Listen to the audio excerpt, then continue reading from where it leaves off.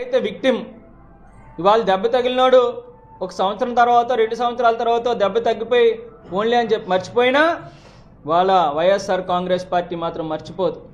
ఖచ్చితంగా రేపు మన ప్రభుత్వం అధికారంలోకి వచ్చిన తర్వాత ఎవరైతే ఇబ్బంది పడ్డారో ఆ కార్యకర్తలందరికీ కూడా న్యాయం జరిగేటువంటి విధంగా, ఆ ప్రజలందరికీ న్యాయం జరిగేటువంటి విధంగా, ఎవరైతే వాళ్ళకి అన్యాయం చేశారో వాళ్ళందరినీ కూడా ఎక్కడున్నా సరే వాళ్ళందరినీ కూడా తీసుకొని వచ్చి చట్టపరంగా వాళ్ళందరినీ చట్టం ముందు నిలబెట్టి వాళ్ళ మీద చర్యలు తీసుకునేటువంటి కార్యక్రమం జరుగుతుంది. ప్రతి ఒక్క కార్యకర్తకి కూడా మన ప్రభుత్వం వచ్చిన తర్వాత మళ్ళీ న్యాయం చేసేటువంటి విధంగా ఒక భరోసా ఇచ్చేటువంటి కార్యక్రమమే మరి ఈ డిజిటల్ బుక్ యాప్. దీన్ని మరి ఇప్పటికే జగన్మోహన్ రెడ్డి గారు మొన్న 24వ తారీఖున, ఈ నెల 24వ తారీఖున విజయవాడలో మరి పెద్దలు రాష్ట్రంలో ఉన్నటువంటి ముఖ్య నాయకత్వం అందరి సమక్షంలో కూడా అవాళ దాన్ని ప్రారంభించడం జరిగింది. మరి దాంట్లో మన దగ్గర నుంచి సమన్వయకర్తగా నేను, మరి పరిశీలకులుగా మరి పైల శ్రీనివాసరావు గారు కూడా దానికి కూడా హాజరు.